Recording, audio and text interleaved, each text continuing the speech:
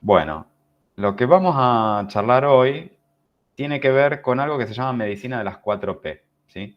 Que forma parte dentro de lo que serían ciertas tecnologías que son las que vemos en realidad en Informática Biomédica 2, ¿sí? Hay como cierta coherencia entre todos los temas que están en IB2, que son que tienen que ver con charlar acerca de la irrupción de ciertas tecnologías que yo considero que transforman lo que es la práctica clínica habitual, ¿sí?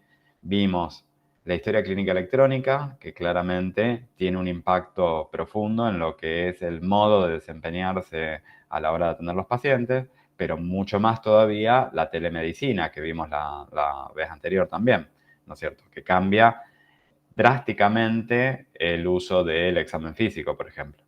Y ahora vamos a agregar en el día de hoy lo que se llama esto de las medicinas de las 4P y vamos a agregar la nanomedicina, que en realidad eso sí quizás es un poco más ciencia ficción, pero también vamos a agregar lo que es la cirugía robótica, que transforma bastantes aspectos de lo que tiene que ver con la cirugía, obviamente. Entonces, hay este continuo entre las distintas tecnologías, ¿sí? Pero arranquemos con esto de las 4P. No es algo totalmente nuevo. Esto de las 4P ya tiene, yo diría que por lo menos unos 8 años, ¿sí? Que se viene hablando de con este título, ¿sí? Medicina de las 4P. Ahora vamos a ver que en realidad hay una parte que es novedosa hasta cierto punto y otra que tiene 100 años en realidad, ¿sí? Lo novedoso en todo caso es la combinación entre estas 4 posibilidades, ¿sí? Entonces, por qué se habla de medicina de las 4P? Porque se habla de que la medicina del futuro, entre comillas, es decir, la medicina en realidad se va a transformar o va a adquirir estas 4 características, ¿sí? Que es ser personalizada, ahora vamos a explicar a qué se refiere eso, con enfoque en lo preventivo, como ustedes, si leyeron algo, se supone que ustedes al estar de tercero en adelante ya pasaron por la parte de, de prevención de la enfermedad, de salud pública y todo eso, y habrán escuchado que esto del enfoque preventivo en medicina tiene 100 años más o menos, o sea, es de lo más antiguo, no tiene nada de novedoso. Una supuesta característica de que la medicina podría llegar a tener alguna perspectiva predictiva, lo que es discutible, y a su vez también que va a ser participativa o que debería ser participativa. Y después vamos a ver a qué se refiere con esto de participativo, porque alguno también me puede decir, bueno, pero la participación comunitaria es algo que se viene diciendo desde la década del 70, ¿sí? Por la OMS, cuando inauguran lo que sería la política de atención primaria de la salud.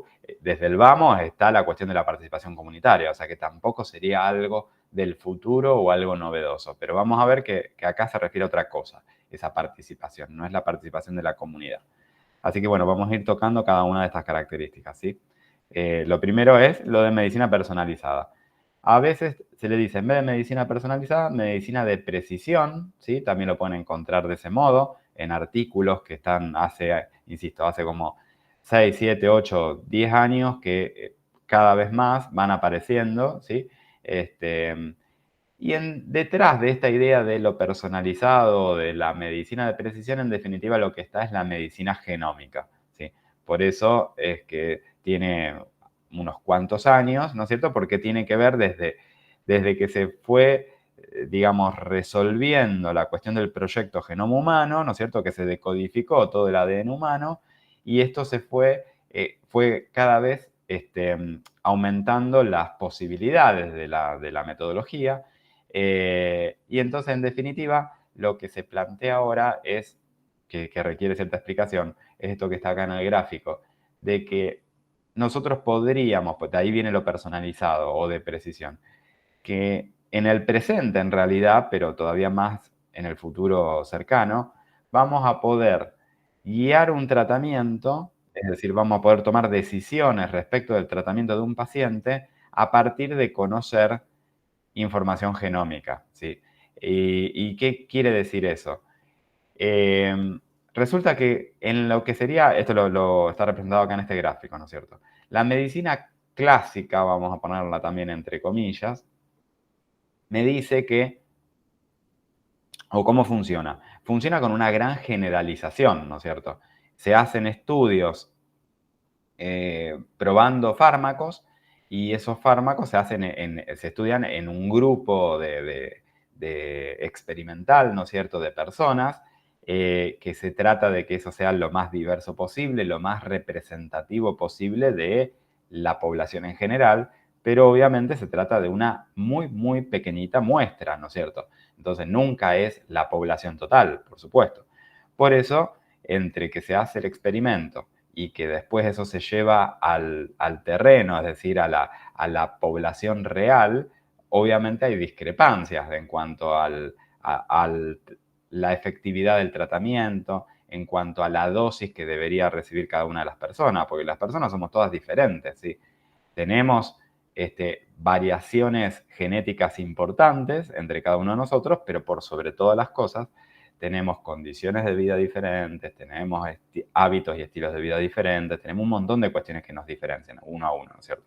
Entonces, el método tradicional de investigación en medicina pasa de tomar una pequeña muestra y tratar de generalizar esos resultados, ¿sí? En esa generalización de los resultados, obviamente, se generan problemas, ¿no es cierto?, de adaptación. Entonces, cuando ustedes leen el prospecto de un medicamento, va a tener una dosis determinada, una dosis indicada, que es una dosis que se supone, que está estudiado, que beneficia a la mayoría de la población, ¿sí?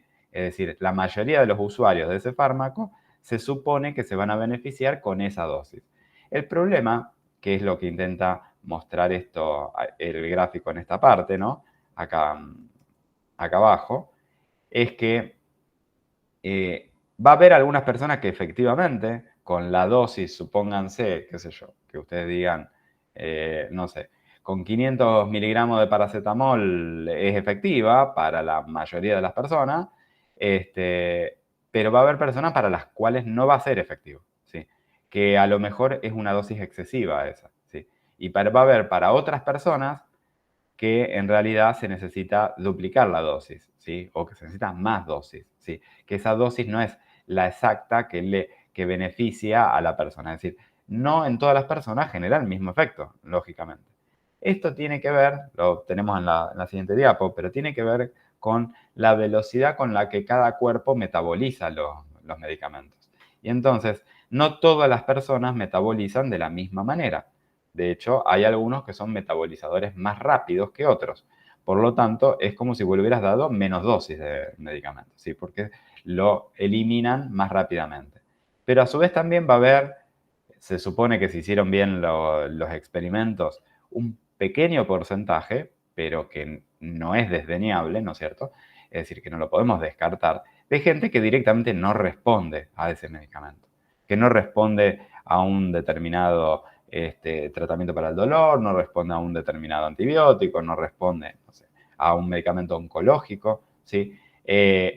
Gente en particular, o sea, personas en particular y patologías en particular, o sea, determinadas estirpes tumorales que no responden a un determinado tratamiento oncológico, por ejemplo.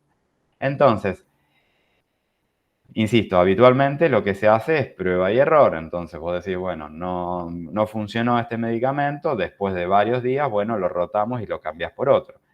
Lo que se dice acá es que esta imprecisión se podría, en parte, solucionar gracias a esa información genómica.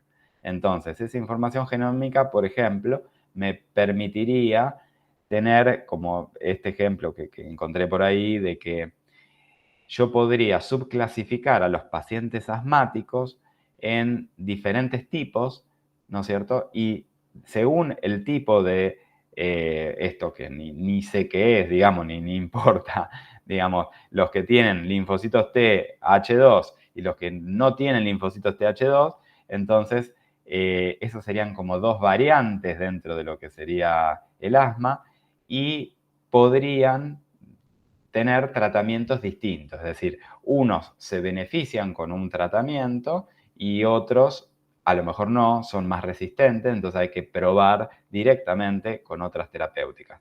Entonces, al poder conocer ese dato, ¿sí? Que me permitiría entonces subclasificar a todos los pacientes asmáticos, yo podría hacer un tratamiento más óptimo, más preciso, ¿sí? De ahí viene. Bien. Como pueden ver, esto que está acá es porque, ¿cuál era el tema con esta? Esto, digamos, ya se viene fantaseando con que se pueda hacer hace, insisto, desde el proyecto Genoma Humano. El asunto es que esto era muy caro, era una tecnología con un costo tan elevado que lo volvía prohibitivo como para hacerlo paciente a paciente.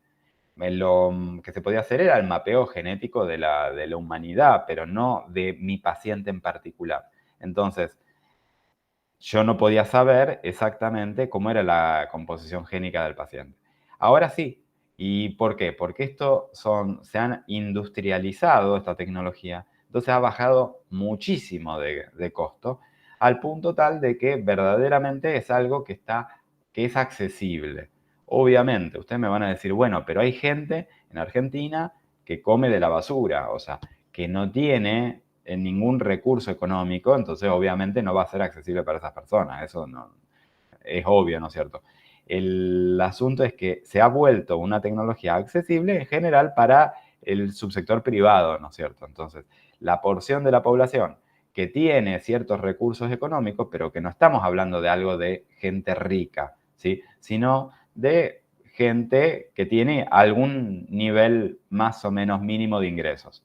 Entonces, verdaderamente la disminución de costos es increíble, insisto, porque esto se industrializó. Entonces se transformó, se generaron estos paneles, que ustedes los deben haber escuchado, estos paneles de mapeo genómico que permiten muy fácilmente, con la extracción o de saliva o de sangre del paciente, directamente testear para todo un conjunto, ¿no es cierto?, de patologías, por un lado, ¿sí? La presencia de genes que podrían favorecer el desarrollo de ciertas patologías, por un lado, pero por otro lado, y esto es lo que están viendo ahí en la diapo, como decía un poco antes, también me permite mapear y detectar las personas que son metabolizadoras rápidas, ¿sí? De determinados fármacos. Entonces, yo puedo ir probando, fíjense en este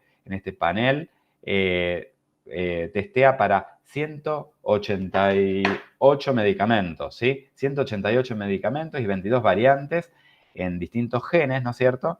Y fíjense todos los medicamentos para los que me permite testear, ¿sí?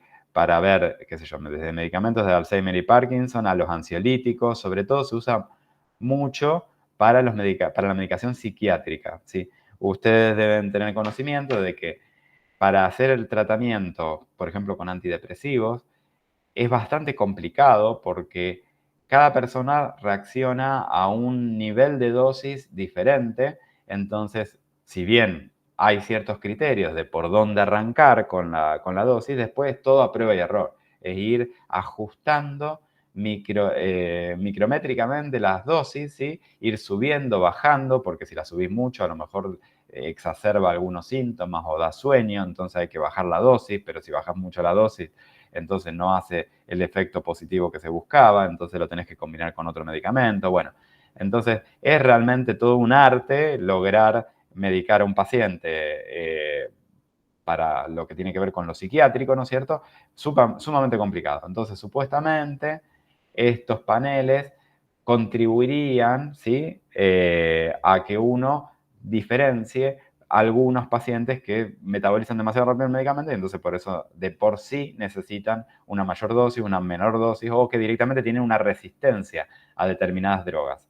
Entonces directamente ni hay que intentar con esas drogas, con lo cual a lo mejor te podés llegar a ahorrar, no sé, 2 meses, 3 meses de tratamiento con una droga que vos ya sabés que no va a funcionar o que está estudiado que no va a funcionar. Entonces, todo este tipo de beneficios tendría, ¿no? Me facilitaría la tarea de encontrar de una el medicamento apropiado, ajustar con más precisión la dosis, reducir los efectos secundarios, porque si yo sigo probando y voy aumentando la dosis, eso me aumenta los efectos secundarios y a su vez también podría tener una respuesta más rápida, ¿no es cierto? O sea, aumentar la efectividad. En vez de estar 6 meses hasta que la emboque, a lo mejor eso lo puedo reducir en poco tiempo, ¿sí? Entonces, bueno, este panel que les estoy mostrando es un ejemplo de Ecuador, lo venden en Ecuador, ¿sí? Pero en cualquier país está. O sea, esto es algo, digamos, relativamente sencillo de acceder, ¿sí? Fíjense, para poner un ejemplo de Argentina, esto entré ayer a la página, ¿sí? Aprovechando el hot sale que estamos ahora en Argentina, esta empresa genera, de ahí de Buenos Aires, te hace 20% de descuento en distintos test genéticos que vos podés hacer. Y entonces fíjense cuando yo les decía lo del precio, ¿sí? O sea, tienen de oferta el Genera Premium, no es que le está haciendo publicidad, pero era para tener una idea de los costos, ¿no es cierto? Tienen uno básico que en realidad lo único que tiene es la cuestión de, de ver la historia más bien geográfica de esos genes, digamos, entonces ver si sus antepasados, también ustedes lo escucharon, si sus antepasados provenían de qué continente, digamos que no tiene un uso, o sea, no tiene utilidad para la salud, ¿sí? Pero a la gente le interesa, entonces, pero no tiene como una utilidad médica. Y el estándar y el premium, que sí, que ya incluyen, uno incluye, creo que, el testeo para determinadas genes vinculados con patologías y el otro, además de eso, también incluye esto de los fármacos, ¿sí? Pero este test no tiene tanto fármaco como veíamos en el panel anterior. Pero fíjense de lo que estamos hablando, o sea, de 80.000 pesos, o sea, 80.000, 90.000 pesos. También me van a decir, bueno, no es que son 2 pesos, pero digamos, es menos que la cuota seguramente que pagan todos los meses por la facultad, o sea, que es algo súper accesible, ¿no es cierto?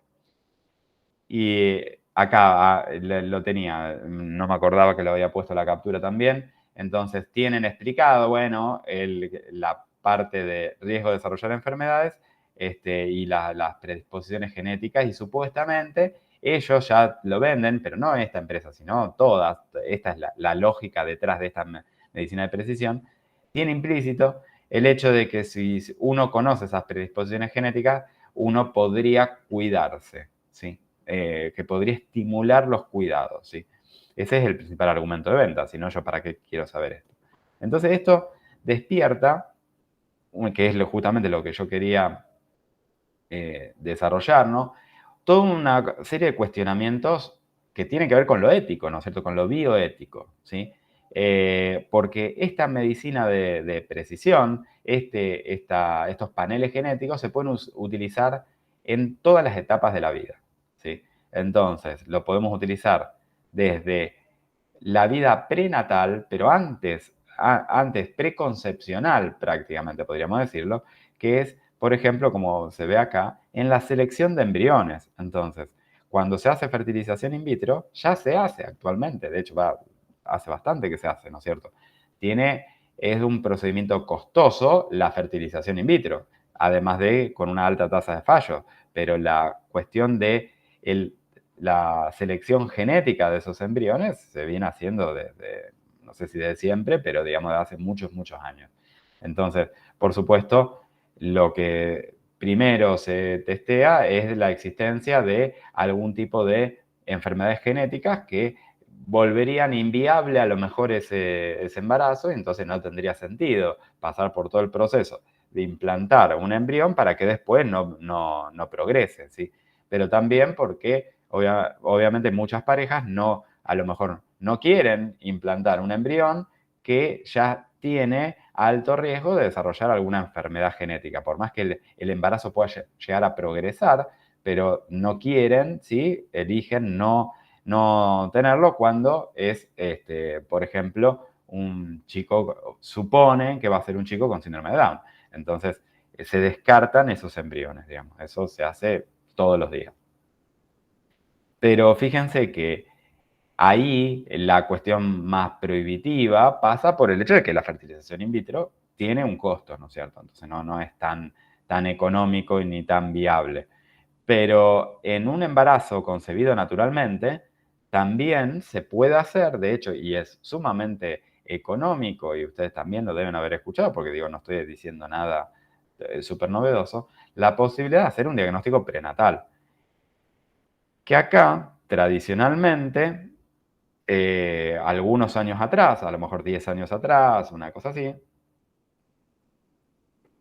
siempre en realidad tuvimos dos modalidades, ¿no es cierto? Lo que es la más exacta, que tiene que ver con la extracción de líquido amniótico y entonces hacer el panel, digamos, aplicarlo o la investigación genómica, aplicarla al líquido amniótico, que él es bastante preciso, pero el problema es que tiene ciertos riesgos.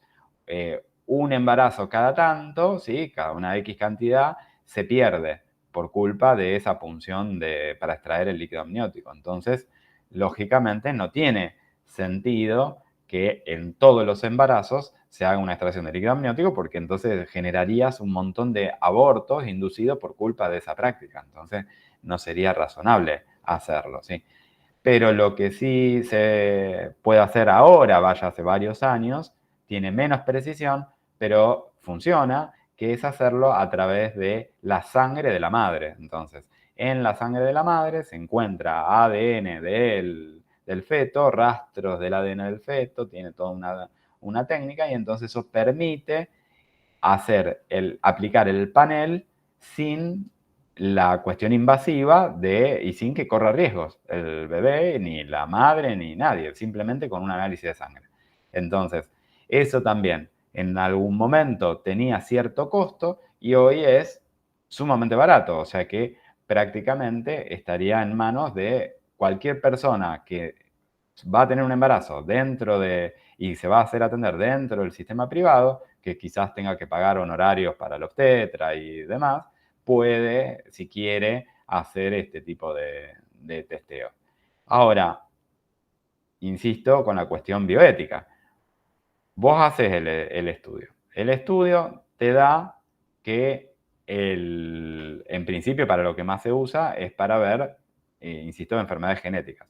Entonces, da que el chico tiene un riesgo aumentado de que efectivamente tenga síndrome de Down o cualquier otro problema genético. Esto se hace en la semana 9, 10, 11. Bueno, una de las opciones que se abren, por supuesto, dentro de lo que es la legislación argentina, donde tenemos la interrupción voluntaria del embarazo, hasta la semana 14 inclusive, es que, o sea, esto se hace en parte también en esas semanas para que la pareja pueda elegir no continuar con el embarazo, ¿no es cierto? Eso es un tema, digamos. Por supuesto, discutible y debatible, ¿no es cierto? Algunos estarán a favor, otros estarán en contra. Pero resulta que con ese mismo panel, con esa misma tecnología, yo puedo, es opcional, vos decís si lo querés o no, el sexo. Con eso vos podés determinar el sexo ya.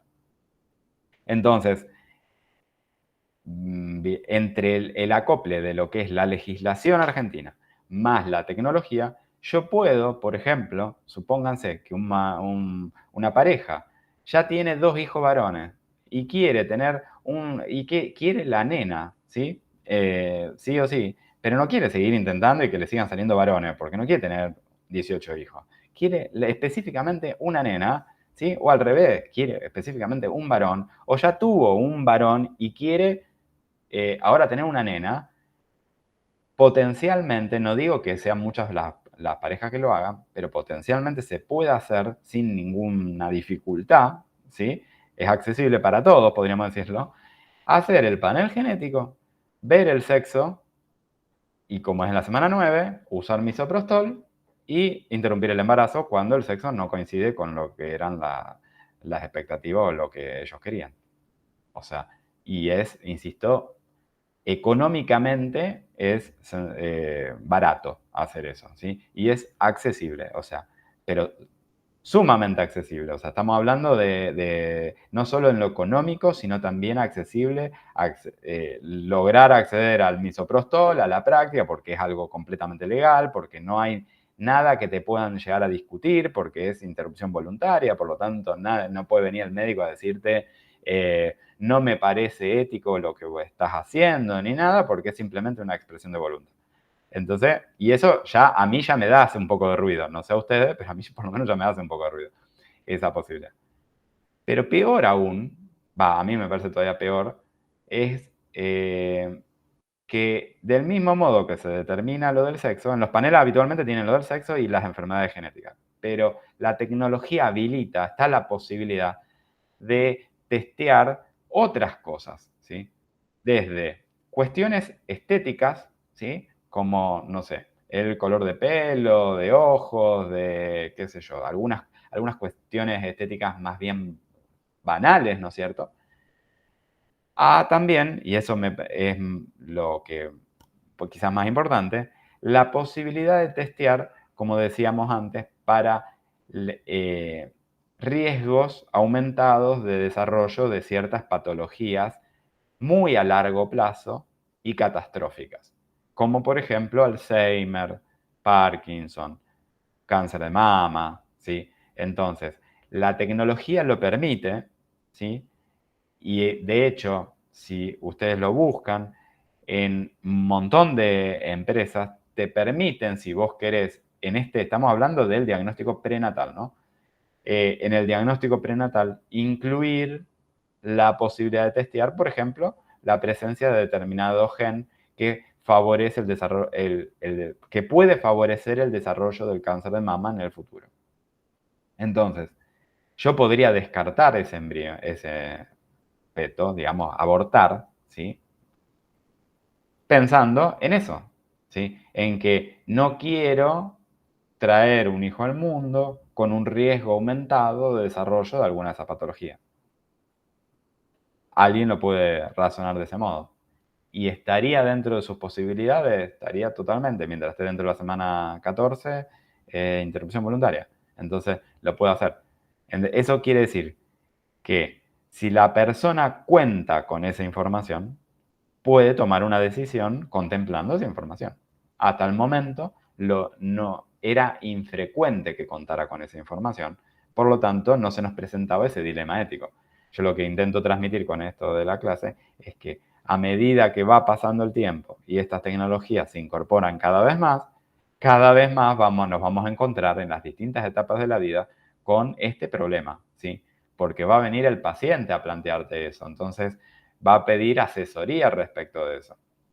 Y acá, obviamente, el gran conflicto es pensar si, es decir, es cómo le explicamos al paciente que el hecho de que una persona tenga una determinada composición genómica que está estudiada, que tiene algún vínculo, alguna que aumenta, que predispone al desarrollo de una patología, no es ninguna certeza de que esa patología después vaya a ocurrir.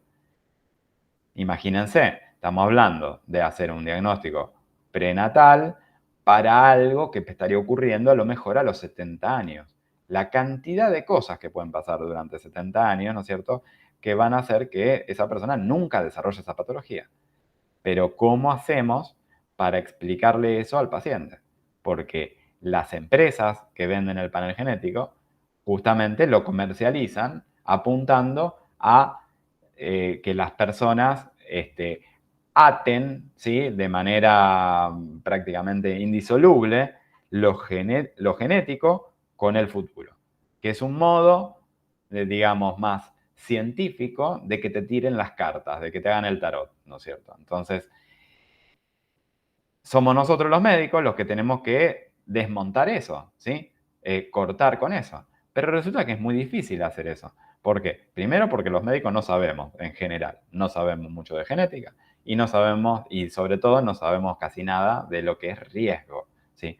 Salvo el que se dedica a la epidemiología, que trabaja con la noción de riesgo, el médico común de a pie no maneja muy bien el concepto de lo que es riesgo y por lo tanto muchas veces supone que ese riesgo estadístico es casi como una relación causal, es decir, de causa-efecto, como que verdaderamente el vínculo es realmente sólido y no un vínculo que es estadístico y que justamente no necesariamente las cosas se tienen que dar de ese modo. ¿Sí? Entonces es muy difícil traducirlo para los pacientes. Pero fíjense que eso mismo yo lo puedo aplicar en un niño, entonces yo a mis hijos puedo perfectamente ahora hacerle uno de estos paneles y para saber qué onda, a ver si tiene cierta predisposición, insisto, al desarrollo de alguna de esas patologías. Y estamos hablando de, insisto, patologías sumamente graves. Y si yo lo hago, ¿sí? Porque lo puedo hacer, porque es fácil, lo hago. El tema es qué impacto tiene eso en mi vida y en la vida de mis hijos y etcétera. O sea, yo voy a hacer algo, va a cambiar lo que yo haga durante la vida. Ahora es incurable la enfermedad, ¿sí? O sea, pensemos en el Alzheimer. Es completamente incurable. Entonces, ¿qué, voy a hacer algo diferente? ¿Voy a vivir la vida de un modo diferente? ¿Me voy a cuidar más? Uno diría, bueno, pero el tema es que muchas de esas patologías no tiene algo muy claro respecto de cómo podría prevenirla. Entonces, hasta el momento no tenemos tampoco ninguna estrategia que sirva de prevención. Entonces, ¿qué haría diferente si a mí me dicen que a los 50 años voy a tener Alzheimer? ¿Sí? O que tengo un riesgo aumentado de tener Alzheimer a los 50 años. No sé. Pero ¿qué haría con mis hijos? Y si me dijeran que el gen para desarrollar cáncer de mama antes de los 40 años. Entonces, la persona va a vivir toda su vida pensando que a lo mejor, bueno, se podría sacar las mamas, como hizo Angelina Jolie. Ese es el tema. No sé si ustedes obviamente lo deben haber escuchado. Entonces, el problema que tenemos es ese, digamos, que con esto se estimule ciertas intervenciones basadas en esta hipótesis de que uno va a terminar desarrollando una patología y esas intervenciones terminen después incluso perjudicando al paciente en algo muy concreto, o sea, que por evitar un hipotético futuro uno termine perjudicando el presente, ¿sí? Y fíjense que el caso de Angelina Jolie, bueno, para Angelina Jolie supongo que a lo mejor no tuvo ningún inconveniente, pero despertó toda una serie de debates, ¿no es cierto? Porque ella tenía una historia familiar de cáncer de mama, entonces dijo, listo, chao, me saco la mama y punto. Y se terminó. Pero resulta que eso, como salió en los diarios y todo, estimuló a que un montón de mujeres pensaran si ellas no tenían también esa cuestión genética. Por ende, muchas mujeres hicieron las pruebas. ¿Sí? Esto es viejo, fíjense que era del 2013, o sea que era en otras épocas, digamos. Ahora esto es 100 veces más accesible. Y lo que se descubrió después estudiando es que, bueno, en realidad es una pequeña cantidad de todos los cánceres de mama que se explican por esta cuestión genética, por la presencia de este gen. Entonces, creo que es menos del 6%. Por lo tanto, las mujeres que se beneficiarían por diagnosticar si tienen o no tienen ese gen son muy poquitas en definitiva, ¿sí? Porque, insisto, es solamente un 6% de todos los cánceres de mama se explican por eso. El problema es que una vez que se hicieron el test y se sintieron aliviadas porque efectivamente no tenían ese gen, el problema es que eso generó un efecto inverso, un efecto de, bueno, entonces no es necesario que yo me ande controlando con tanta frecuencia, no hace falta que me haga la mamografía cuando correspondía, ¿sí? No le prestaron, tuvieron una falsa sensación de confianza. Eso está estudiado, digamos, se determinó que pasó eso. El efecto fue contraproducente. En vez de poner más alerta sobre esta patología que es agarrada a tiempo, diagnosticada a tiempo, tiene una excelente sobrevida, logró el efecto contrario, logró que muchas personas, una vez que se hacían el test genético y lo descartaban, después entonces no se durmieran y no le prestaran más atención al tema, porque tenía una falsa sensación de seguridad, de que habían zafado de la cuestión genética. Es decir, acá otra vez, el médico teniendo que explicar y traducir todo este lío a los pacientes, cosas que evidentemente no salió muy bien. Fíjense, esto también es viejo, pero ya nos anticipaba 20 años atrás, ¿sí?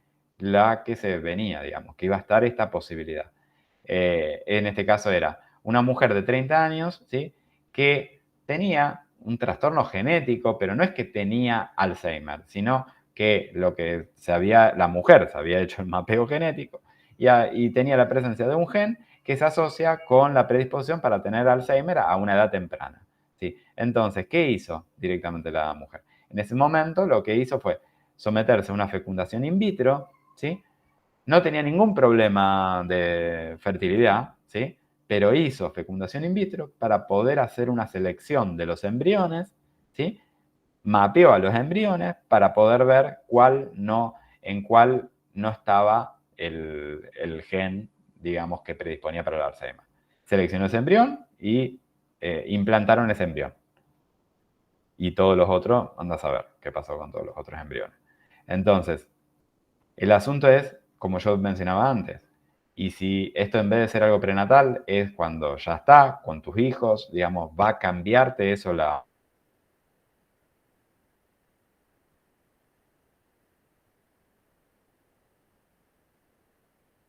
punto inútil, ¿no es cierto?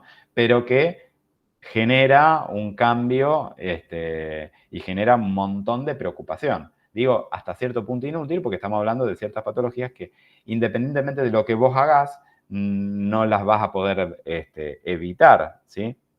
Pero por supuesto, alguno me puede decir, bueno, pero es mejor saberlo porque entonces uno puede estar pendiente de que se desarrolle alguna cura o algún tipo de tratamiento, o quizás controlarse más seguido, ¿sí? Por las dudas que aparezca esta patología. O sea, podría tener alguna utilidad, pero el asunto es que uno pone en la balanza el conocimiento que uno tiene versus qué tanto modifica las actitudes que puede llegar a tener y hasta qué punto algunas de esas actitudes después no pueden terminar siendo peligrosas, ¿sí?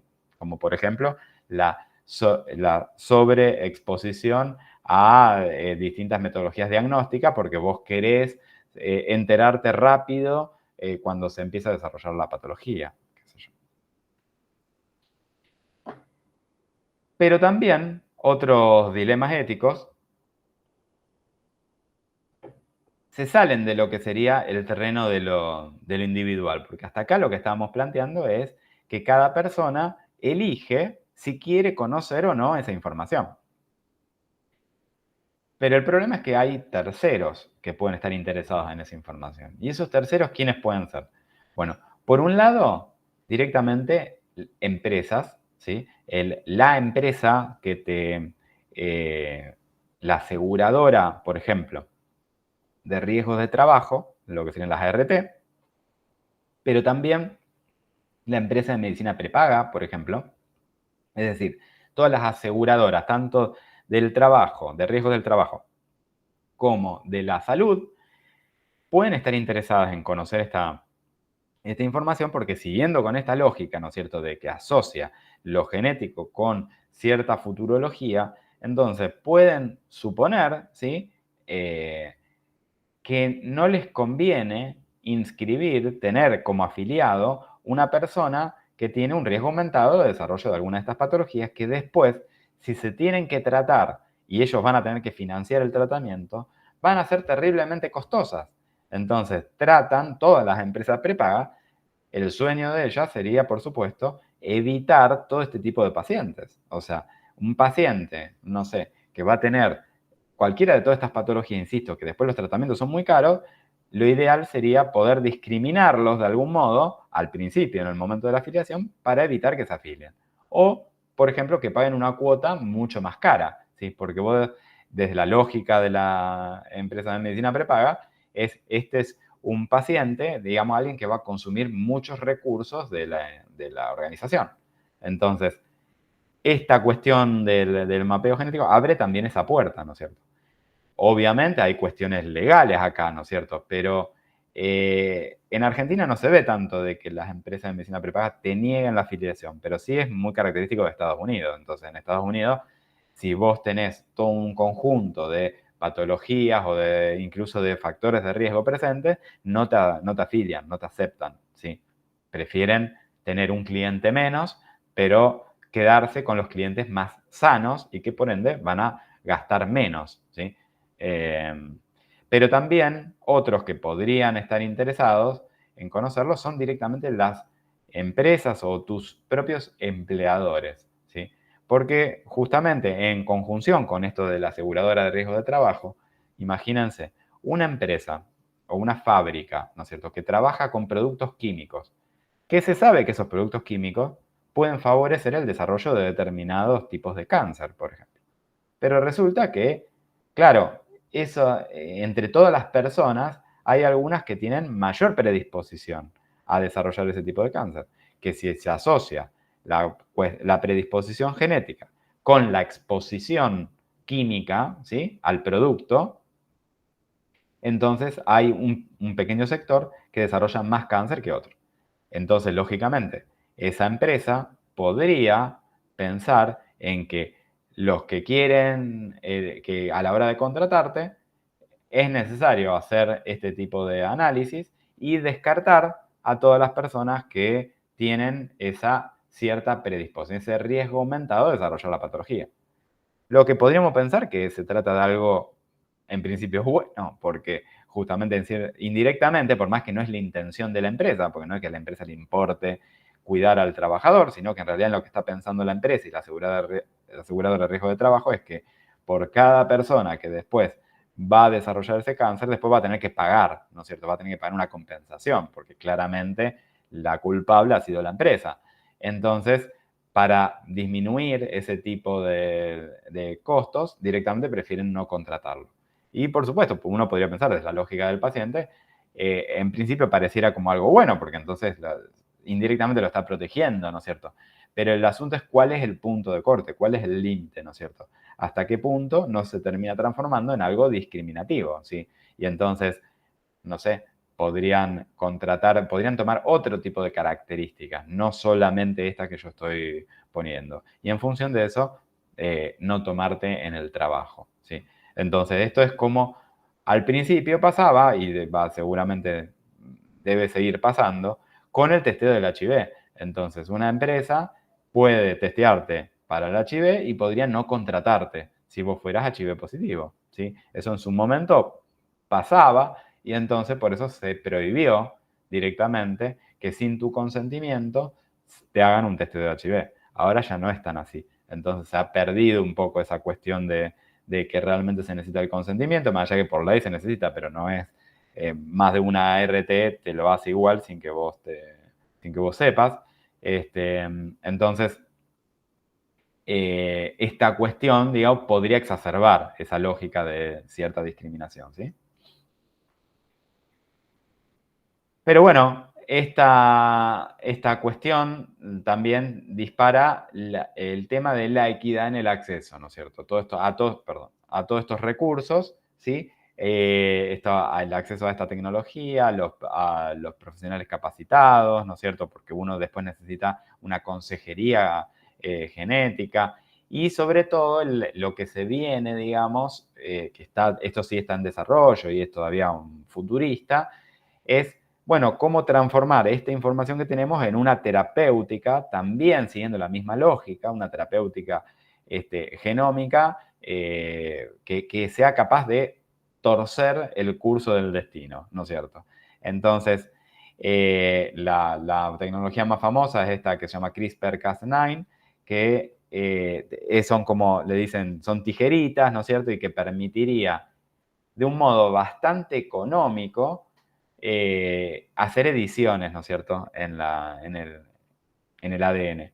Pero bueno, eso obviamente está todavía en desarrollo y lo que ya se viene planteando es, bueno, si bien esto es económico en el sentido de que no vale millones de dólares, pero va a ser mucho más caro que esto de los paneles. Entonces, también va a quedar una amplia parte de la población que no va a tener acceso a este tipo de tecnologías en el futuro, ¿no es cierto? Así que ese es uno de los grandes desafíos que va a haber. Pasemos a las otras P, ¿sí? Porque habíamos dicho, entonces, esta igual era la más larga, ¿no? Pero habíamos dicho que teníamos la medicina esa de precisión, ¿sí? Que era la que estuvimos hablando recién. Y después tenemos la medicina predictiva y preventiva. ¿Con qué tiene que ver esto de predictivo y preventivo? Bueno, lo preventivo es lo que siempre, lo que ustedes ya saben, digamos, es pensar en que combinando lo genómico o sea, porque, como decía antes, ¿cuál es el problema de si yo tengo solamente y analizo todo en función nada más que de la genómica? Y que tengo la epigenética, es decir, tengo todos los procesos que van a ocurrir durante la vida de la persona, ambientales, conductuales, etcétera, que van a influir y van a modelar esa cuestión genética. Y por ende, no necesariamente va a terminar desarrollando la patología que se suponía que podía llegar a desarrollar. Es decir, que depende de un montón de otras cuestiones, ¿no es cierto?, más allá de la genética. Entonces, ¿qué es lo que propone este modelo? Bueno, vamos a combinar para poder intentar hacer un cálculo un poco más preciso del riesgo de enfermar y tratar de llegar a esta idea de predecir el futuro, que a mí no me gusta, por supuesto, esta palabra, porque me parece que es predictivo y en el ámbito médico es como imposible, ¿no es cierto? Nada se puede predecir con certeza en el ámbito médico porque justamente no es una ciencia exacta, ¿sí? Entonces, lo que se dice acá o lo que se intenta vender con esta idea es, bueno, pero si tuviéramos acceso a los datos genéticos, pero a su vez también a poder monitorear lo que es el estilo de vida de la persona, lo que son parámetros vitales de la persona, ¿sí? A medida que vive en el día a día de la persona. O sea, yo puedo monitorear los datos vitales. Puedo tener un registro de si hace ejercicio, qué tanto ejercicio hace, cuántas horas duerme, si fuma o no fuma, cómo es la dieta, puedo tener detallado exactamente qué es lo que come, ¿sí? Puedo tener detallado, gracias a la historia clínica electrónica, todo el historial médico, puedo tener cierto detalle de lo que son las exposiciones ambientales. Si yo puedo meter todos esos datos en la misma bolsa, entonces yo podría hacer un cálculo del riesgo un poco más preciso, ¿sí?, que si no tuviera todo eso, ¿sí?, si tuviera elementos fragmentados. Entonces, ¿por qué esto se pone de moda también en estos últimos años? Porque cada vez más sencillo esto de monitorear el día a día de cada uno de los pacientes. Antes esto era como muy difícil, uno podía preguntarle cosas cuando uno estaba haciendo el interrogatorio al paciente, pero ahora directamente está la posibilidad de que el propio paciente se automonitoree un montón de parámetros. Y eso, ¿cómo lo hace? Por supuesto, con los distintos tipos de dispositivos que hay, ¿sí? Que han sido un boom de los últimos 5 o 6 años, ¿no es cierto? Con los relojes inteligentes que cada vez monitorean más parámetros, ¿no es cierto? Entonces, obviamente me pueden monitorear desde la frecuencia cardíaca, la cantidad de horas de sueño, pero también hay algunos que pueden monitorear la presión arterial, dicen que pueden monitorear la glicemia, no sé cómo, la verdad que no lo investigué, pero dice que obviamente la saturación de oxígeno también la pueden monitorear, entonces cada vez son más los parámetros que se pueden controlar. Lo que nos da una idea un poco de lo que son los hábitos y estilo de vida que tiene la persona, por lo tanto me aumenta la cantidad de datos que meto en la calculadora para poder ver la probabilidad de enfermar, ¿sí?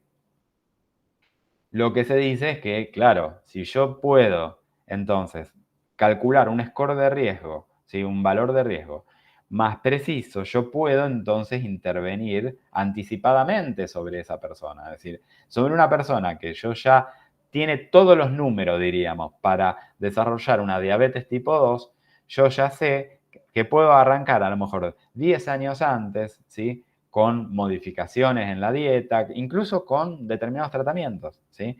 Puedo arrancar anticipadamente. Si eso va a redundar en un beneficio o un perjuicio para el paciente, esta intervención anticipada, también es un tema a charlar y que quizás puede llegar a ser discutible.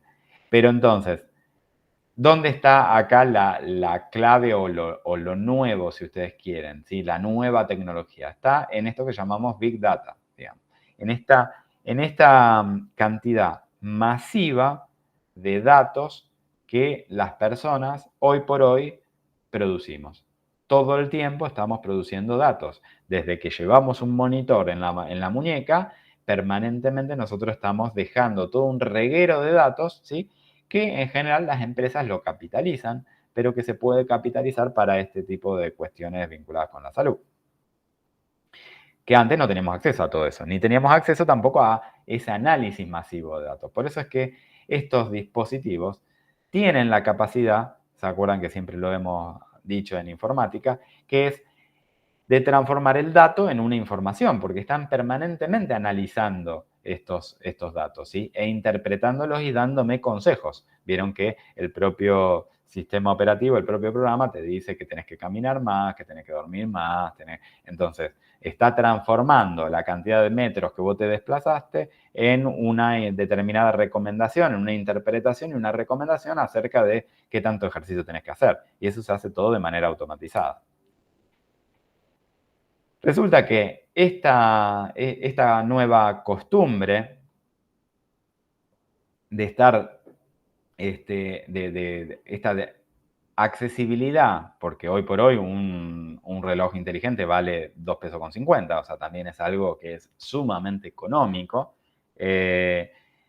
por eso son tan masivos, ¿no es cierto? Ha estimulado esto que sale acá en el diario, lo que se dice una sociedad del bienestar, ¿sí? O sea, una sociedad sumamente preocupada por la cuestión del bienestar, que, e inclusive ya en términos exagerados, es decir, un cierto sector de la población que termina estando obsesionado con todos estos parámetros vitales, con el monitoreo y el control de todos estos parámetros vitales, y que ha llegado a la situación que parece casi extrema, que es estos dispositivos que están acá y que se compran en Mercado Libre, ¿sí? Que permiten justamente, es como una especie de chip, por decirlo de algún modo, ¿no es cierto? Que va inserto en el brazo, no sé si todos ustedes lo vieron, pero que va inserto en el brazo y que me monitorea la glucosa permanentemente. Y que yo después puedo controlarlo con una aplicación en el celular, ¿no es cierto? Que se conecta por Bluetooth inalámbricamente, me va dando los datos para que yo monitoree la curva de glicemia a lo largo del día. Ahora, está buenísimo esto para un paciente que es diabético, por supuesto. Esto es mucho mejor, ¿no es cierto?, que lo de las tiritas reactivas que te tenés que andar pinchando en cada momento. O sea, desde la lógica, digo, está buenísimo eso. El problema es que los que principalmente usan esto no son los pacientes diabéticos, son pacientes normales que hacen ejercicio, que están preocupados por su peso, que están preocupados por otro tipo de cosas que han querido incorporar la curva de la glucosa dentro de todos estos parámetros que habitualmente monitorean, ¿sí? Y que además las propias aplicaciones te dan su interpretación, por lo tanto ni siquiera es necesario que uno tenga amplios conocimientos respecto de esto, porque directamente es la aplicación la que te da, la que te traduce todo, ¿sí? Y te hace recomendaciones. Entonces, estos dispositivos cada vez aumentan más, insisto, como pueden ver, no tiene un costo tan elevado, entonces esto también lo vuelve accesible y entonces cada vez nos vamos a encontrar más con pacientes en el consultorio que directamente ya vienen con el estudio hecho, en cierto sentido. O sea, que ya vienen diciendo que tienen determinados valores de glicemia, que tienen determinada frecuencia cardíaca, que tienen una arritmia, que tienen, porque la propia aplicación te dice que estabas con una arritmia. Entonces, que vienen con gran cantidad, no solo de datos, ¿sí?, sino que vienen con los datos ya preinterpretados, ¿sí?, a esperar que el médico directamente les dé un determinado tratamiento, ¿sí? También se da una situación muy curiosa que tiene que ver con lo anterior que estábamos hablando. Todo este tipo de los paneles genéticos que hablamos antes, en general prescinden del médico. O sea, yo para pedir el panel no necesito un médico, para nada, porque lo comercializan por internet directamente. O yo me voy directamente al laboratorio bioquímico y en el laboratorio bioquímico digo, hoy ando con ganas de hacerme este panel. Y listo. Entonces te estimulan, a propósito, las empresas estas, a que vos no vayas con el médico, no le pidas, o sea, que no lo canalices el pedido a través del médico, como sería habitualmente. que uno necesita que el médico haga la indicación para hacerse una resonancia magnética. Si uno no va en general solo al centro de diagnóstico por imagen a pedir, hoy tengo ganas de hacerme una resonancia, un ataque de cráneo. No, uno no hace habitualmente eso, ¿sí? Podés pedirte un laboratorio de rutina, pero hasta por ahí nomás, no mucho más. En cambio, esto te estimulan a propósito para que uno directamente prescinda, puentee, saltee a la asesoría del profesional y directamente contrate el servicio de la empresa. Y bueno, y con esto también pasa una cosa similar. Es uno mismo, contrólese todos estos parámetros, ¿sí? Perdón. Y por último, teníamos esto de la medicina participativa. Entonces, yo decía, bueno, la medicina participativa, si lo pensáramos en términos como como lo trabaja la OMS respecto de la participación comunitaria, eso no tiene nada de novedoso. Pero esto en realidad que viene esta lógica es muy de Estados Unidos, no se refiere a la participación comunitaria, sino a pensar en que el paciente tiene que ser un poquito más responsable acerca de las decisiones respecto de su plan terapéutico. Entonces, tiene que ser un buen paciente, un paciente obediente, ¿sí? Un paciente, por eso le dicen que tiene un rol activo, pero en realidad se refiere a un paciente que en cierto sentido coordina con el médico y administra con el médico el modo de tratamiento de una determinada patología. Eso a nosotros en los países latinoamericanos no nos llama mucho la atención porque en general la relación médico-paciente es mucho más cercana en nuestros países que en Estados Unidos. Evidentemente en Estados Unidos el médico está como allá arriba, muy lejano de lo que es el paciente, y el médico define un tratamiento y ni siquiera lo consulta o ni siquiera contempla aspectos específicos de su paciente. En Argentina nosotros estamos acostumbrados a que muchas veces vos podés plantear un determinado tratamiento, pero el paciente después no lo puede pagar ese tratamiento, o le va a generar un trastorno en su vida que va a hacer que lo abandone el tratamiento. Entonces, cualquier médico de Argentina, en general, primero contempla, ¿sí?, y adapta los tratamientos específicamente a la situación del paciente. Entonces, esto es algo que uno ya lo maneja desde que estudia medicina, ¿sí? No tiene nada. Pero evidentemente, si en Estados Unidos es necesario aclararlo esto, es porque allá serán muy distantes a lo mejor las relaciones entre el médico y el paciente, ¿sí? Pero bueno, tiene que ver con eso y tiene que ver también con esto que es establecer redes tipo redes sociales, por eso está muy pensado para las comunidades online, asociaciones de pacientes, ¿sí? Algo también muy de Estados Unidos, muy típico de Estados Unidos, esto de que los pacientes se unen, se juntan para compartir experiencias, pero para patologías de todo tipo, digamos, porque es como que uno lo vería más, lo ve más común cuando decís, bueno, una patología que es rarísima, está bueno que se vayan juntando porque a lo mejor hay 300 personas en todo el país con esa patología rarísima. Pero esto no lo toma ese modelo, pero lo quiere aplicar a todo. Tipo que haya una comunidad de hipertensos que comparten consejos acerca de cómo manejar la hipertensión, otra comunidad de, no sé, de personas que tienen arritmias y así, etcétera. Entonces, esto uno podría decir, bueno, y qué sé yo, para nosotros no, en Latinoamérica no nos parece la gran novedad.